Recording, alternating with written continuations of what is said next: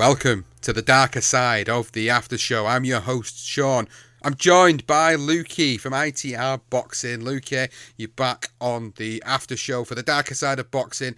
It's a very great pleasure to have you on this show. It was great having you on last year for season 2. You're back for season 3. And I know there were some ups and downs throughout the course of the last season. Let's just see how this season changes your mindset and the places it kind of takes you to as an individual, as a human, hearing all these different stories. And as a fan myself, I'm really interested to hear your perspective on the different stories that we've got to tell and what you think about them. But the matter at hand is all about Hector Macho Camacho. Lukey, you've had a chance to listen to the episode now. What were your initial thoughts about the episode, the story, and most importantly about Camacho himself? I think my first observation is going to be an annoying one for most listeners. I think you and Johnston have really gotten down your tag team way of doing the podcast, and it kind of reminds me of Styles P and Jadakiss when they used to do the back and forth rhyme flow. Like you really kind of hit your groove, or maybe I've done enough of these where I'm now starting to listen in a technical element where I'm like, okay, that's good. You're weaving it back and forth. Uh, my initial thought was I watched a Showtime documentary maybe a year or two ago, probably about 2 years ago now. And it was really, really depressing. And it took me back to bad decisions in my life, kind of. And it was kind of bringing back PTSD. Like few movies have done that. And I will say, honestly, I kind of avoided this episode. I did it for the passion of the show. But my initial feeling when listening to this was, this is a really heavy story. It's a really heavy story indeed. And myself, I knew a lot about Camacho going into this because I grew up watching him. I didn't really know too much about the circumstances surrounding his demise and the ultimate justice that has been served to those that committed the crime, which led to him dead at 50 years of age. But taking it back to his origins and his beginnings, I didn't realise with Camacho how much he had gone through outside of the ring as a human being, and I think that put things into perspective for me about him as an individual. And we always use the phrase product of their environment, and Camacho is no different than a lot of the stories we've covered for the darker side of boxing, where he's come from a certain environment and he's taken that mentality with him into his boxing career. And it was very flash, he was very flamboyant, he was a superstar in boxing. He certainly paved the way for a lot of generational talents that would come after him. And then decisions outside of the ring would ultimately lead to his eventual downfall and his untimely demise and the murder of Hector Macho Camacho.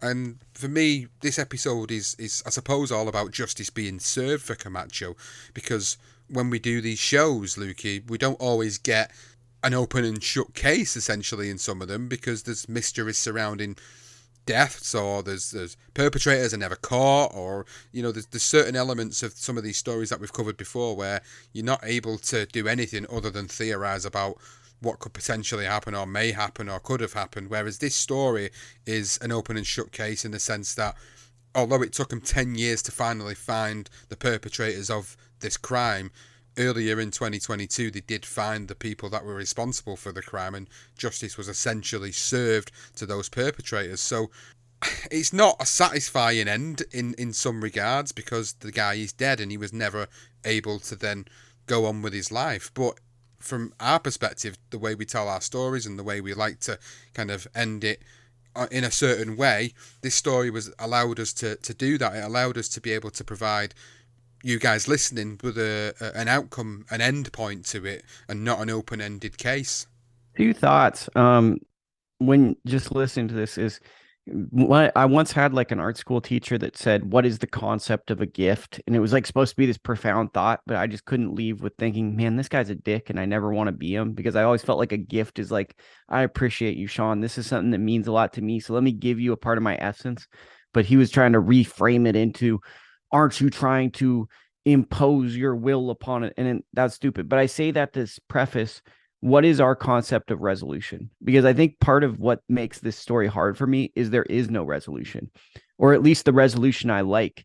And the closest comparison I can think of in cinema, and I like movie cinema music, is Viggo Mortensen in A History of Violence. Like, I guess the resolution I would hope for a Hector Camacho is he's Viggo Mortensen in a diner who has all this violent tendencies from his past, but he's working a rather anonymous job, filling into society, and then breaks out with violence every now and then. And I guess the overarching theme of Camacho is I never got the resolution or the ending that really felt good. And the way his life ends and then the story of all of that unfolding, there's no real resolution. It's just kind of sad and tough to deal with. It is. There's no resolution from a perspective of being a fan, though, is there, as well, of Camacho's? Because you like these fighters that provide us with the entertainment that they do to have a good resolution, essentially a good ending, and ultimately Camacho should really still be with us now. Like, he should be, just have turned 60 years old, going into his 61st year on the planet, and the guy is no longer with us, and we don't know what other things he could have brought to the table in terms of being involved in the sport in some capacity, even if it was as a pundit and bringing some entertainment value. I mean, when you think about it like that, there is a lot of what ifs if he was still here, and I know you can sit here and sing about this all you want when it comes down to what he could have done. The fact of the matter is we didn't get the resolution that we wanted as fans, but as people that are telling stories, the justice was essentially served to those that committed the crimes on Hector Camacho, and I think that was one of the biggest things that I took away from it. It's bittersweet. I think bittersweet is the word I'm looking for. It's bittersweet. They were finally caught, the people that committed the crimes, but the fact is he's still not with us anymore. So you've not been able to see how the last 10 years have played out for Hector Macho Camacho, and obviously the family around him that lost him, Camacho Jr., that lost his father, and really didn't want to have him taken off life support, and really felt there might have been a chance that he could have come back from that. I mean, there's always that hope, of course, within families when these types of traumatic things happen in life, but it's just, as a fan, yeah, I can relate to why you can understand there's no resolution to that. As a storyteller, for us, justice has been served, and these people will hopefully never see the light of day again. And I'm not saying that Camacho was perfect, because the story tells you that he wasn't a perfect human being, and it does appear that he was involved in some heavy stuff at the time that he was murdered. But there's always that hope that things could have changed for him if he would have been given the opportunity to change. I'm not saying they would have been. He could have still been in the same position he was 10 years ago. But you always live in that little bit of what if hope that things could have been different for Hector Macho Camacho. But his boxing career is something that we haven't touched on together, Lukey. So I am interested to sort of know the relatability factor about him from you growing up and watching Hector Macho Camacho, and what your interpretation of his boxing career really was. I mean, it's a mixed bag. For me, he was the first person that did the elaborate ring walk that I can remember. I'd say Mike Tyson perfected the ring walk with the Tupac ambitions of a rider. I remember hearing that and being like, I had never before Tyson heard like a popular, cool sounding song echo through the arena that I knew, and just wish that was like Tyson walking out was me wishing I was in the arena. Camacho was my first experience of, hey, I'm a 6 or 7 year old kid. I'm not going to just be playing until this guy walks to the ring. I want to see him walk to the ring as much as I want to see him. And then I think that also you have to think kind of about like what are his notable wins, right? And I think that one of his notable wins kind of sits in infamy with most fans. And that's another thing that, and then as an adult, I it's Chris Lightning Lopez, a great coach from Oakland, a close friend of mine. He always, whenever we talk boxing, goes, greatest chin, Hector Camacho. So I always think of my friend Lightning Lopez going, great chin, Hector Camacho, one of the best chins. So I mean, I think for me, Camacho and Tapia, it's really bittersweet because they mean a lot to me. I never really valued them enough, kind of like Joe Calzaghe too. I didn't value them enough as them. And Calzaghe, I think, still has a chance to have that we appreciate you as a fan tour. But man, did I wish Tapia and Camacho really got a moment to be like, okay, you're a friggin' legend. We're going to give you 3 years of just being legendary Camacho, legendary Tapia. Thank you for what you've done. And it kind of revisiting these fights, it kind of hurts because this guy is truly one of the greats, and I didn't appreciate it. Neil, this is the problem, isn't it? You mentioned Calzaghe there, you mentioned him in particular. I still don't think UK fight fans really do appreciate him for what he brought to the sport, and I think people always leave a bit of a question mark over his resume and his career. And obviously he retired undefeated with 46 wins, but then people will sit there and go, yeah, but he only beat Mikael Kessler and he only beat Bernard Hopkins and Roy Jones, who some might say were getting past their primes, although obviously Hopkins goes on to have a great win after losing to Calzaghe. Jones, obviously we know he was on a one-way path to just ended up becoming a guy that was turning into a journeyman at this point, which was absolutely ridiculous. But going back to the point at hand I'm trying to make with Calzaghe is, they make the comparisons. At least Calzaghe is here to be able to acknowledge and be regarded by the different boxing Hall of Fames because of what he's done in his boxing career. And obviously Camacho has not been able to get the same accolades and recognition. And when they do all the different conventions across the world, WBO, WBC, WBA, IBF conventions that they do, the Camacho would be there, wouldn't he? You'd expect Camacho to be there for that weekend, mixing with fellow peers of his generation and reminiscing on the times when they had certain fights, or reminiscing about that generation's best boxers, or even talking to guys that he would have loved to have fought but never got the opportunity to do so. So you do kind of feel a little bit robbed as a fan that he's not around to do that. But the one thing I wanted to focus on with his boxing career in particular is the general consensus about his boxing career is that he had that one particular fight with Edwin Rosario, which was the toughest fight of his career, hands down. And people say, a lot of experts that is, say he was never ever the same fighter after this, that he was never the boxer puncher anymore. He was very much lateral movement around the ring, wouldn't want to engage as much as what he used to engage. And did you, looking back on that now in hindsight, do you feel that is a justified comment from a lot of the boxing experts out there? I mean, there's always truth to it, but let's go a step further. So we got Jose Luis Ramirez, great fighter. Then we got Freddie Roach, we got Edwin Rosario, and Boza Edwards. That's a 4-fight stretch of really respectable fighters. He beats Ray Mancini, split decision. He beats Vinny Paz, and then he suffers a loss. But really, like, his two outlier losses after that are to Trinidad and Chavez.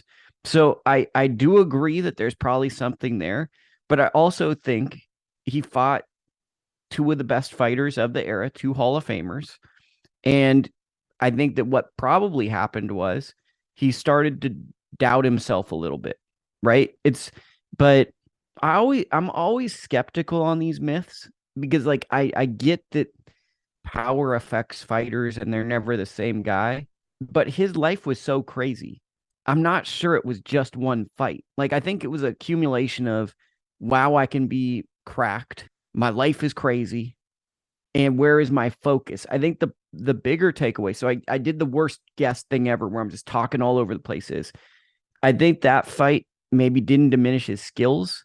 It diminished his focus inside of the ring, where his interest started to go, maybe it's not as desirable to be as into this as doing other things. And I think that gave him more freedom to expand his interests, which I think for a fighter or a PhD candidate, as I'd like to say, you can't have much focus. You got to be a microscope. You got to be very insular. And I think that fight gave him that wiggle room to expand his mind in a bad way. Well, it's well regarded, and we tell the story very much in different parts of his life, of his addictions outside of the ring, his drug habits outside of the ring. And the one story which springs out to me in particular is the story of him going to the Mexican border and having a stash of cocaine in the back of the car, and then Macho being Macho, doing Macho time and getting out and basically calling out Chavez as a distraction. And because of his notoriety at that moment in time, he was able to kind of get away with what was going on. I mean, this is obviously coming from his friend Rudy Gonzalez, who was there at the time and who witnessed all this. But it's comical in one sense because you can picture Macho doing these sorts of things, and Macho Camacho in this social media era as we are now, as the way it is 10 years from his passing, is a whole lot different than it was when he was alive in 2012. And you think to yourself, the moments that he was starting to be involved in back then, he obviously had his moment on Dancing with the Stars in Puerto Rico, and then you could imagine he would end up being on more sort of reality television or being a part of more broadcast teams in the future. And, I could imagine there was so much more for him, but the stories that stand out to me are the ones where he is literally high as a kite on drugs outside of the ring. And whilst they're actually comical to read about and imagine and envisage, they're also sad at the same time, because then the sad part of it comes into play for me as a fight fan, thinking that old aged comment about what could have been with Camacho if he'd taken the drugs outside of the ring. The same conversation, the same parallels as we have with Johnny Tapia when we talked about Johnny Tapia in the opener of season 2. It was the same thing with him. You think about him not being on the drugs outside of the ring and what that could potentially have led to. And then you also then have to compare that, Lukey, to the fact that look at what they did in the ring while they were still addicted to a drug outside of it. And it makes the feat, for me, more impressive of what they did in the ring, because I can't imagine someone who is doing this all the time outside of the ring, not training like they should be training, but still going on and beating pretty good level opponents, world-class fighters. Okay, he loses to Chavez, he loses to Trinidad, of course, two of the best of all time, but you think about like where he was at in his life at them times, and you think, genuinely, would he have been in with a shout of winning these two particular fights should he have not been so gone outside of the ring? Because it makes me feel like it would have certainly been a different potential scenario out there. But a lot of what ifs, buts and maybes, I know, again, I'm theorising on this whole thing, but as a fan I can't help but do that, because you see the skill level he had, you see what he could do in the ring against fighters, you see how he could, give fighters such hell. And I know he took a beating against Chavez, but I just don't think that was the same guy that you were seeing at the back end of the 80s that was just this flamboyant, on top of the world character that could do no wrong. So for me, I do genuinely feel like there was potential there to have been revered even more than what he is. But I'm not taking that away from what he actually achieved, because I still think that's incredible given what his circumstances were outside of the ring. And this is why this story is hard for me. And I don't want to relate to my personal life, but growing up as a teenager, I did a lot of skateboarding. And obviously, I don't know if you know this, but I come from a single parent household. And there's a lot of parallels into the normal elements for Camacho that I grew up around. Like a lot of the way my friends, we didn't know how to use our words that well, or if we did, we had to use drugs, or not that I ever did, but like alcohol were the vessel to open up to talk. There was never someone that said, okay, you use these to. And what was hard for me to listen to this was it felt like Camacho did the Camacho act to entertain, but it was also, he was deeply sad and he didn't have the ability to communicate without the drugs. The drugs had been that vessel. And I think that what makes this story kind of unpleasurable for me is it's way too close to home. This is the path to addiction, as you learn these habits and believe that these habits are the only way you can communicate. For me, I think that the sad truth is Camacho or Tapia, are Camacho and Tapia, let me use grammar right, are they the same guy if they didn't use drugs? Because I think that part of the reckless nature of their life led to the crazy, unpredictable style that made them great. And I almost would theorize, without what they did in their life, they might not be that same guy. That, It, you know? it's an interesting thought, yeah. I think quite easily argued. What could they have been? I'm talking about the fact that they could have been something more, but in reality, would they have been that way? It's hard because we're never gonna know. Like, it is a lot of theorization going on here, but I honestly think, like, with these two guys, I've always seen it as, if a fighter's living such a clean life, it certainly gives them more advantage over a fighter that isn't living a clean. But then we're never gonna truly know that for sure, because ultimately we don't know which fights in particular, without being a part of that close circle. You're never really going to know which fights they were really high upon drugs going into the fight for, and how little training they did going into certain fights, as to what they were when they were going into the big fights fully trained, fully prepared, clean as a whistle, and ready to go. So unless you're part of that inner circle, you don't truly know that. And I think that's kind of where the theorization comes from with us. It's like, does it make the style as wild and erratic? Does it make them the showman that they are because of what they were doing outside of the ring? Was it just their character? Was it just who they were as individuals? Did the drugs make them like that? It certainly provokes a lot of thoughts as a boxing fan and as a human, because I've never been in that position to truly know how that can affect you in certain ways. And I'm not a professional boxer, so I'll never truly know how that can affect you in that particular way. But I can understand what you're saying about how it is relatable to circumstances for many people. Like you mentioned, personal circumstances of your own. It can certainly creep into anybody's life at any one time and sneak up on them before they even know it. And I think when you can bring greatness off the back of that somehow, some way, and some form, I think that's still something to really behold as them as an individual. I just see Hector Camacho as a guy that was able to overcome so much. Although a lot of it was self-inflicted, as we know, I still feel like he overcame so much to be able to leave his mark on the legacy of the sport. And regardless of how his demise happened, Hector Camacho is still a guy that we always wanted to cover for one of our shows because he left a mark in the sport of boxing. And it was a positive mark in the sport of boxing, and that's why he gets revered to so much. That's why people look at Camacho and say legend. People look at Camacho and say one of the best chins of all time. That's why they say it, because he's done so much in the sport. He's left his legacy there in the sport, regardless of how things played out for him in his personal life. I think that for me, why he stands out is how many of these fighters micromanage their image to the point, like a Michael Jordan. We didn't hear anything bad because he was so precious. LeBron James, Camacho was so vulnerable. There's something real about it. And there's something to me, it's like, even though he's flawed, he has these addictions, at least I know who he is. And at least I know he's trying. And to see him have the highs and lows, and even probably arguably one of his biggest wins over Ray Leonard, it's in infamy. No one wanted to see him beat Ray. It was sad. And I think that there's something so human about Camacho's story, as opposed to many of these star athletes we cover who are sold to us as one thing, and then we tear them down. Camacho, even in his prime, was extremely vulnerable. And we were always looking at kind of the self-destruction, but also the self-righting at the same time.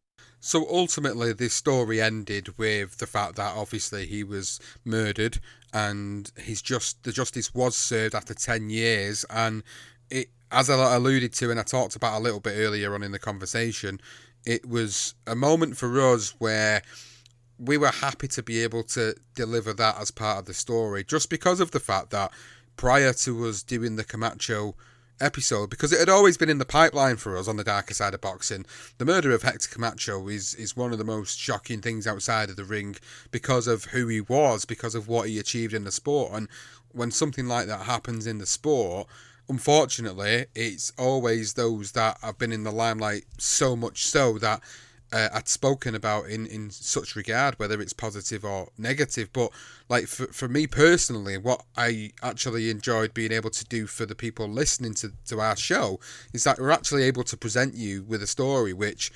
chronologically tells you about a guy coming up from a troubled environment and being able to make it and do something with his life. Okay, he had them demons, he had them struggles, he was still able to solidify himself as a boxing legend essentially, but it was his fall from grace that was difficult to stomach as a boxing fan. And the fact that we were able then to present information about what had happened following that documentary which you referred to earlier that had been released. I watched that documentary, and at that point of the documentary being released, they'd not caught the perpetrators. So the fact that they'd now caught the perpetrators when we recorded this episode, to me was just brilliant, because it was nice to know that the people that had committed the crime had essentially been found and obviously charged for the murder of Hector Camacho.